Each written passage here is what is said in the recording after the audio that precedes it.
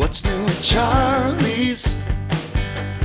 What's new at Charlie's? Still on Main. Hi, welcome to another edition of What's New at Charlie's. We're in for a real treat today. We got Little Book. It is Lessons Honored. It's the 4th edition of this. And as always, I'm here with my good friend, Mr. Don Williams, Executive Bourbon Steward and BourbonFool.com. What's up, Don? How are you today? Hey, Charlie. You know what? Today's one of those days where I really need a drink, so I'm looking forward to Yes, it. and this is going to be a good one. So,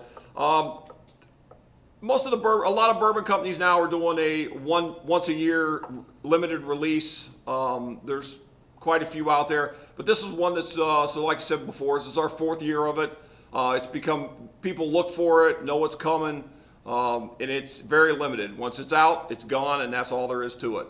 I had an opportunity once to have lunch with so this is done by Mr. Freddie No. He is the grandson of Booker No and the son of Fred No, who's now the master distiller at Jim Beam.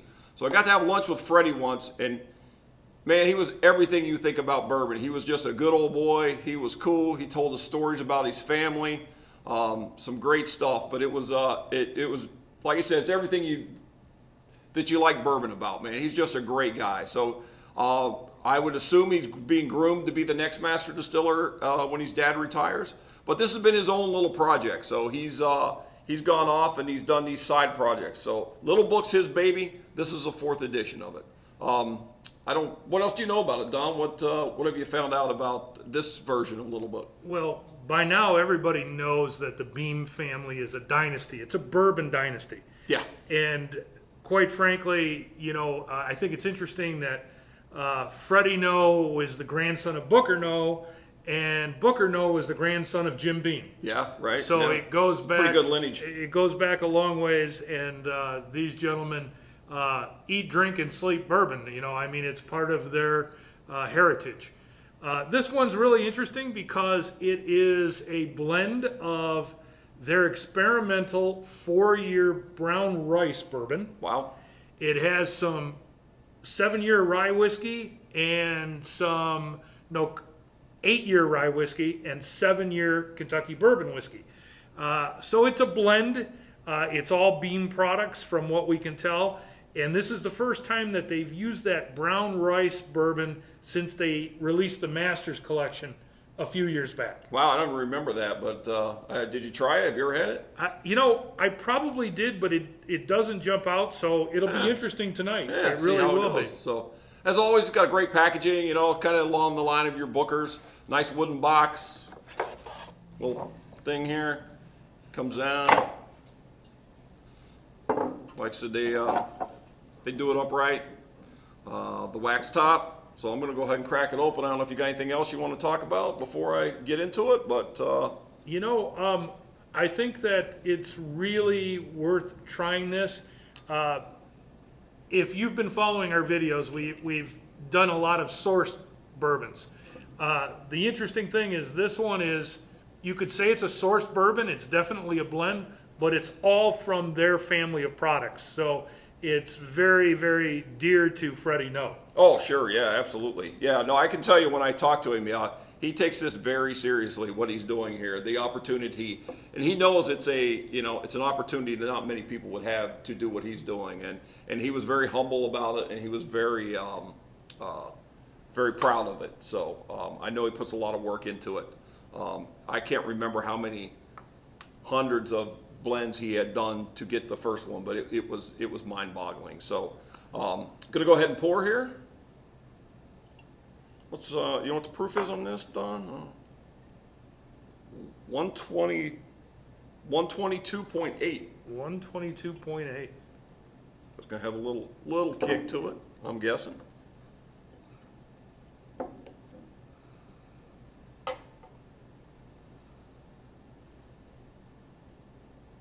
It's got a different nose already. It does have a different nose. I think I smell brown rice, but I think maybe because you just told me that. I don't know. Or it could be the Chinese place underneath us. One of the two. I don't know. You could be developing your palate very well.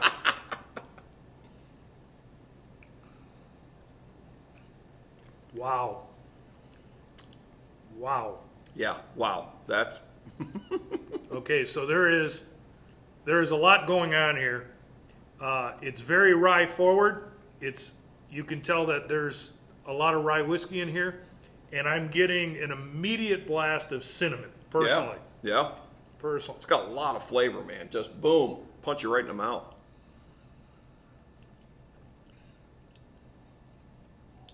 Wow. You know, I cannot tell you that I'm picking up the brown rice portion of it. I think it was just you talking. I don't really get it either. But this is really a pretty interesting whiskey.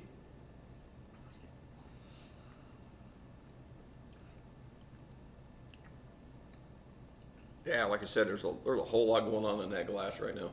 There is. Yeah. There is.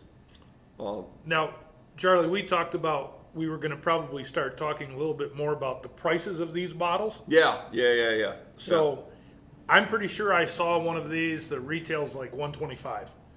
That's if you could find it. If when you it can came find it. out. Yeah. If you can find it. Secondary on this is probably $400. Yeah, or more. Like I said, it comes out once a year. Once it's gone, it's gone. There's a very limited amount of these, so that's kind of what the bourbon game's all about nowadays. But man, they've done a nice job with this one. So there's a segment of the bourbon world out there that says, Freddie tries real hard, but it's really not much. Plain Booker's might be a better value, but I'm going to tell you this was a pleasant surprise. There is a lot of flavor here. Yeah. And you could put this on a cube or mix it with some water, and you're still going to the bourbon's going to shine through. Yeah. It's a little hot. It could use a cube for me. But at the 122, you would expect that. But the flavor's all there, man. That's good stuff. Now, nice job, Freddie. If I'm going to be critical of one thing, the finish is kind of short.